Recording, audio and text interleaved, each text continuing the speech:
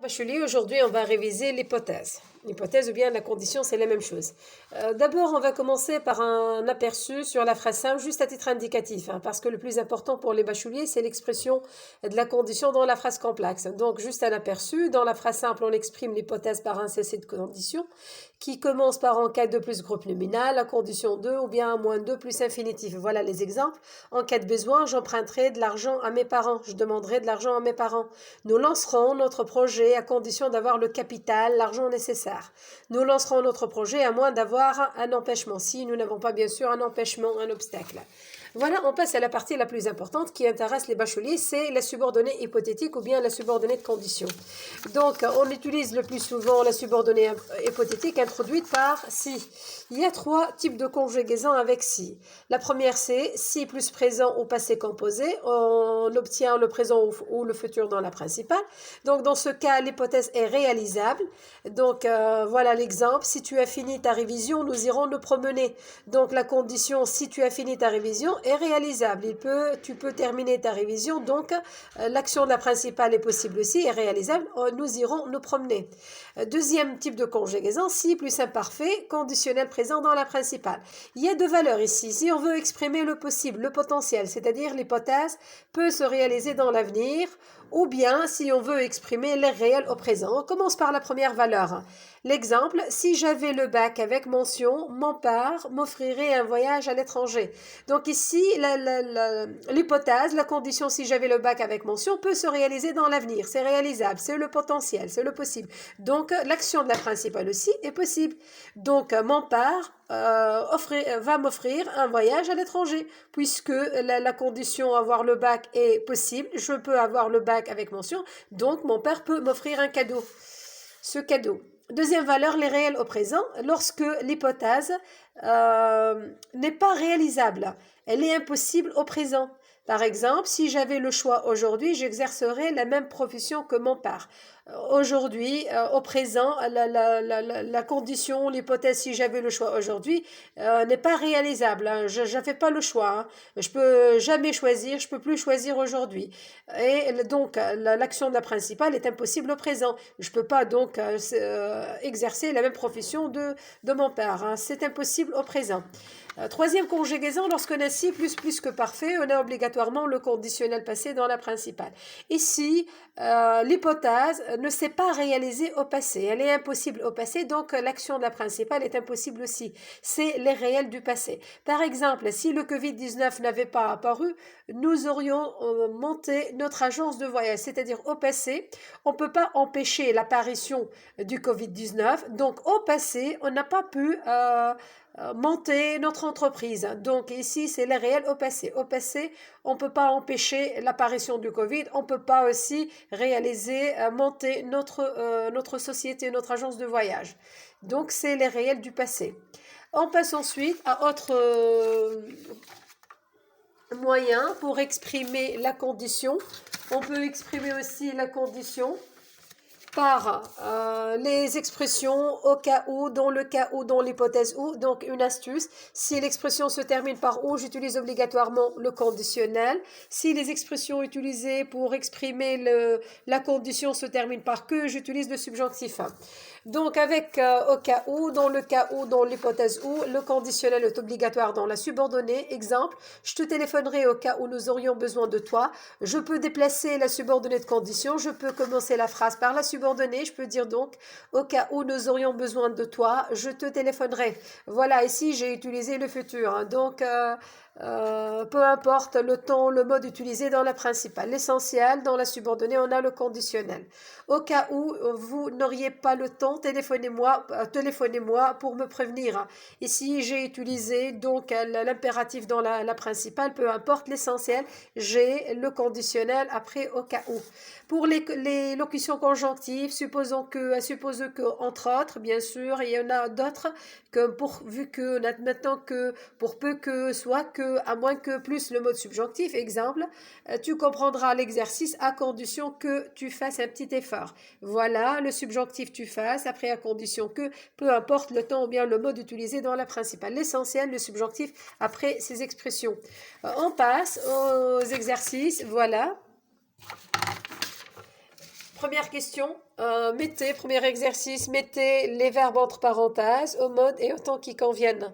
Si tu lui avais expliqué le problème, le verbe réussir à le convaincre, à le persuader. Donc voilà, et si, plus que parfait. Donc dans la principale, j'applique la règle, je conjugue le verbe au conditionnel passé. Tu aurais réussi. Soit que. Ici, c'est la condition avec soit que, donc je dois obligatoirement utiliser le subjonctif. Soit qu'il, le verbe venir en voiture, soit qu'il, le verbe prendre le bus, il est toujours en retard. Donc c'est le présent de l'habitude, il est toujours en retard. Donc, c'est-à-dire autrement, on peut dire généralement, soit qu'il, généralement, donc puisque c'est un cas général, donc ici, il s'agit d'utiliser le présent ici pour l'habitude et le présent aussi du subjonctif qui va avec le sens de la principale. Soit qu'ils viennent en voiture, soit qu'ils prennent le bus, et il est toujours en retard. Donc c'est une habitude chez celui dont on parle. Et pour l'habitude, on utilise le présent. En admettant que le verbe réussir, t'en bas, que feras-tu après? Donc la principale, que feras-tu après? Donc l'action de la subordonnée se passe avant la principale. Avec admettons que, on utilise le subjonctif. Je peux utiliser le subjonctif passé ou bien présent, puisque les deux temps sont antérieurs au futur, viennent avant le futur. Je peux dire en admettant que tu réussisses. Que feras-tu après? Ou bien en admettant que tu aies réussi au subjonctif. On peut dire aussi que tu aies réussi, que feras-tu après? La phrase suivante, pour peu que, donc avec pour peu que, il y a que, donc c'est le subjonctif. Je, le verbe avoir, un peu de fièvre, mes parents s'inquiètent. Donc c'est une habitude chez mes parents, toujours lorsque j'ai de la fièvre, ils s'inquiètent pour moi. Donc ici, le présent, on a le présent, pourvu que, c'est-à-dire généralement, de manière générale, lorsque j'ai la fièvre, mes parents s'inquiètent. J'utilise aussi le présent. Pour peu que j'ai le subjonctif présent, peu de fièvre, mes parents s'inquiètent. Phrase suivante, il comprend tout dans le cas où vous liriez lentement. Ici, dans le cas où exige le conditionnel. Donc, il comprend tout. De manière générale, il comprend tout. Il suffit que, bien sûr, on lui lit lentement. Donc, ici, de manière générale, donc c'est le présent. Vous liriez, c'est le conditionnel présent qui va avec le sens de la principale. Vous liriez, c'est le conditionnel présent lentement. Dernière phrase, nous sortirons ce soir pourvu que le verbe finir ton travail. Avec pourvu que, on utilise obligatoirement le subjonctif. Donc, on va sortir, nous sortirons prochainement, bientôt, c'est le futur. Bien sûr, à condition que tu finisses maintenant, qui vient avant le futur ton travail, ou bien que tu aies déjà fini ton travail. L'essentiel, l'action de la subordonnée se passe avant celle de la principale.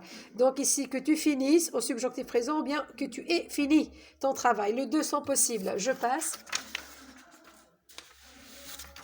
Voilà, autre exercice, transformer ces deux propositions indépendantes, c'est-à-dire ces deux phrases, de façon à obtenir une phrase complexe contenant une proposition subordonnée circonstancielle de conditions. La Coupe du Monde se déroulerait à huis clos, sans public. J'assisterai à tous les matchs importants sur Internet. Donc, on vous demande de construire une phrase complexe avec subordonnée de conditions. D'abord, je cherche la partie qui représente la condition. Donc, la Coupe du Monde. La condition, c'est la Coupe du Monde se déroulerait à huis clos, sans public. Dans ce cas, je vais assister et regarder tout le match sur Internet. Voilà la condition. Donc, ici, il y a plusieurs possibilités. D'abord, je regarde le verbe. Ensuite, je regarde le verbe. Voilà, j'ai le conditionnel présent ici. Et le conditionnel dans la principale, ça ne m'intéresse pas. Je regarde uniquement la partie condition. J'ai le conditionnel, donc je peux utiliser au cas où.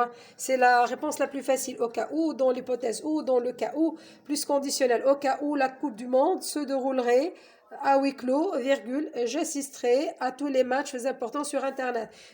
Donc, juste, j'ajoute au cas où devant la partie qui représente la condition. Je peux mettre la subordonnée de condition après la principale. Là, c'est possible. Je peux dire j'assisterai à tous les matchs importants sur Internet au cas où la Coupe du Monde se déroulerait à huis clos. Je peux mettre aussi dans l'hypothèse ou dans le cas où. Si je vais utiliser si, je laisse le conditionnel dans la phrase, dans la proposition principale, mais je dois modifier le ton de la subordonnée. Si plus imparfait.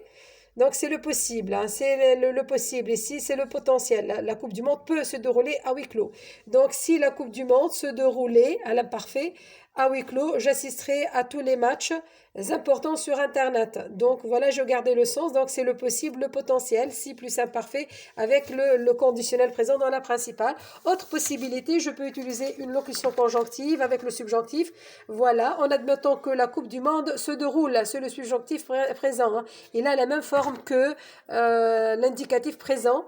À huis clos, j'assisterai à tous les matchs importants sur Internet. Donc ici, on a utilisé le subjonctif présent parce qu'il représente l'époque future. Hein. L'action n'est pas encore réalisée, elle est projetée dans l'avenir, envisagée dans l'avenir. Donc si prochainement la Coupe du Monde aurait lieu, donc j'assisterai à tous les matchs sur Internet. Donc j'ai utilisé le subjonctif présent parce qu'il s'agit de l'époque future. Donc en attendant, admettant que la Coupe du Monde se déroule.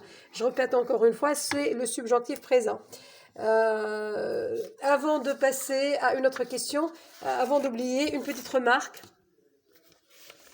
concernant pourvu que, concernant pourvu que, dans la phrase complexe, j'utilise pourvu que pour exprimer la condition, cependant dans la phrase simple, pourvu que exprime le souhait, mais toujours pourvu que exige le mode subjonctif. Je passe à la dernière question. Voilà. C'est l'épreuve du français pour l'an 2012, session principale, section technique. Voilà la question syntaxe. Question 1. Raïs, si tu m'aimes, écoute-moi. Identifiez le mode du verbe souligné. Ici, pas de sujet, c'est un ordre, donc c'est l'impératif. Réécrivez la phrase en changeant le mode du verbe souligné. Donc nous avons si tu m'aimes, si plus présent. La règle dit que si plus passé composé au présent. Ici, dans la principale, on doit avoir le présent ou le futur. Donc je peux conjuguer ce verbe au futur ou bien au présent. Je peux dire Qaïs, si tu m'aimes, tu m'écoutes. Ou bien Qaïs, si tu m'aimes, tu m'écouteras. Voilà les réponses. A, c'est le mode impératif de Qaïs, si tu m'aimes, tu m'écoutes. Si maintenant tu m'aimes, tu m'écoutes maintenant. Si tu m'aimes, tu devras m'écouter, tu m'écouteras. Voilà, je vous remercie. À la prochaine.